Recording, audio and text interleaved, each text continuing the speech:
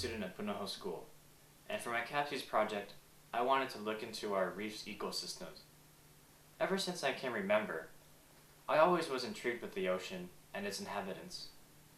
So I began my search by looking at how Hawaii is affected by our oceans, looking at exactly what it provides for us. According to numerous government-ran websites, it said that over a third of our annual revenue comes from tourism alone. After extensive research and various numbers, I learned that over 85% of tourists come to Hawaii for its oceans and beach attractions. So this led me to a question. What were to happen if Hawaii's reefs were to collapse? What would happen to Hawaii environmentally as well as economically? Hawaii's reefs are home to over 7,000 different species of aquatic creatures, 200 of which are native and cannot be found anywhere else. But these creatures are in direct danger from the people that occupy the land above them. In the past 40 years, our population has tripled, from a minute 400,000 in 1960 to over 1.4 million in the year 2000. And it's still growing. In my AP Environmental Science class, we've been focusing on population growth and its effects on the surrounding environment. With population growth like this, Hawaii's reefs won't have a bright future. The runoff and pollution caused from urbanization is too much for the reefs to handle. So I decided to do something with this. How could I help the future of our reefs? Where do I go? My classmate Ian and I found out that Hanauma Bay had an education program for locals and visitors. I thought this was the perfect opportunity for me to learn about our reefs and help spread word of their program. Ian and I had attended 4-hour sessions on 4 consecutive Saturdays. We learned about all that Hanauma Bay had to offer and how they came to be. In 1918, Hanauma Bay officially became open to the public. The County of Honolulu bought the land for $1 and became a part of Koko Head Regional Park. By 1980, over 10,000 people were coming to Hanauma Bay every day. The government decided to make Hanauma Bay a nature preserve and ban fishing and other destructive activities. Now the park has a little over 2,500 visitors a day. We learned a lot more as well, but we got the opportunity to interview our fellow volunteer, Dennis, and the program's administrator, Morgan Mamizuka. Hello. Hi, my name is Dennis. I'm a volunteer with the Hanauma Bay Education Program, and I've been volunteering for about a year. And before I started volunteering, I retired from being a school principal for, about 30 years. I've been in education, about 37 years. What originally got you interested in volunteering here at Hanauma Bay? I used to come here in the late 60s, early 70s for recreation and diving. Then for over 30 years, I stopped coming to the bay. It was a mess. Then I saw an ad in the paper and I applied for the education program, and since then I come here about 3 times a week. What have you learned so far while volunteering here at Hanauma Bay? What I've learned is basically that the education program is a world-class, first-class program with a focus on Malama, taking care of the bay. It does a real good job. What changes can be made in the education program here at Hanauma Bay? Yeah, I guess the first thing I would, if there were enough volunteers, is to have people down at the beach interacting with the residents. I know when I have the chance to walk down and go to the beach, that they'll feel more comfortable coming up to you because you're already there than waiting at the booth for them to come.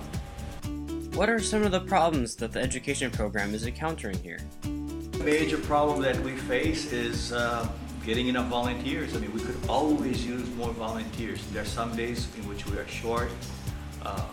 I think for the education program, I think that's the most important problem that we face, is getting enough people to come out.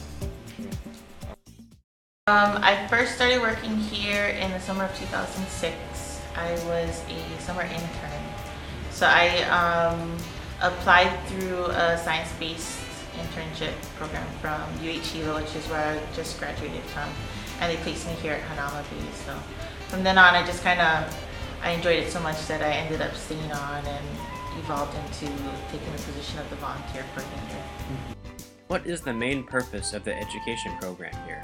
The purpose, I think, is to, first of all, to have people here to take care of such a precious resource as Hanauma Bay, but also to educate others that come to visit Hanauma Bay so they know how to better take care of the place and kind of know its value.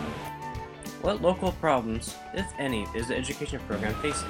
I think one thing is kind of getting the word out to our local residents, people in our community here, that Hanauma Bay is a place where they should be coming out to, because a lot of them don't want to come to Hanauma because they think it's kind of like a tourist trap or it's too busy. But we really want our local families to come out and learn about Hanauma Bay and kind of take advantage of the resources we have here so they know more about it. How did the education program start? Okay, the education program got started in 1990, and it basically started from a group of people who lived within the area near Hanauma Bay, and they were kind of like the grassroots group, and they were very concerned about what was happening at Hanauma Bay with the too much people coming and making use of the bay and kind of not taking care of the place and trampling over the reef. So from that, it kind of grew into having the education program come and teach visitors how to better take care of it. What do you hope visitors take away from the Hanauma Bay experience? Well, we hope that the visitors kind of learn just a little bit about Hanauma Bay and how to respect marine life and how to take care of natural resources, and that when they go to other places that may be similar to Hanauma Bay, they kind of take that knowledge with them and kind of remember I shouldn't be walking on the reef, or I shouldn't be destroying coral reefs or harassing the fish. Where does the funding for the education program come from? It's all self-sustaining. So when visitors come, if they're non-residents, they pay a fee, and that fee goes directly into a separate Hanauma Bay account. So it's not taking from like the city and county general funds. So any money we take here from fees goes back into Hanauma to maintain it. How many volunteers do you currently have?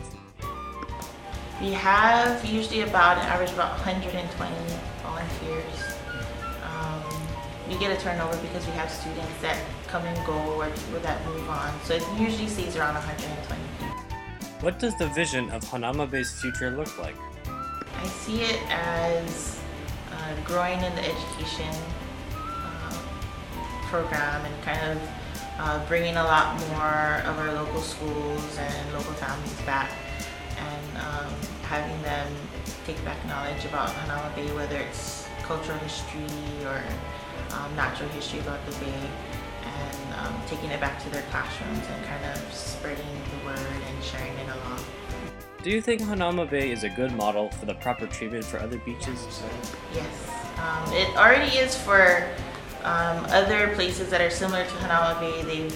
I know places in Thailand have kind of used Hanauma Bay as a model to kind of build up marine life conservation districts back there, and other places on Oahu like Kukuki and Waimea are already kind of using us as an example of how they can better build an education center on their side of the island. My direct service at Hanauma Bay has really opened my eyes. I thought I was well educated in the oceanic field, but now I know more than just the facts. I now know what it means to live in Hawaii. Living in Hawaii is a privilege that we have to take care of. I will continue taking care of Oahu's oceans for as long as I am here, and I will continue my work at Hanauma Bay.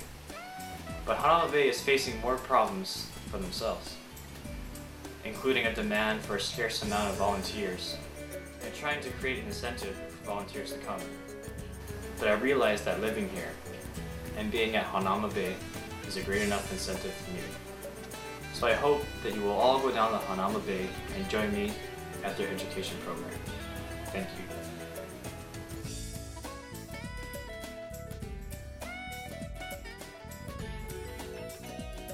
I think you gotta look at what Mother Teresa said, is service is the rent you pay for living on the earth. So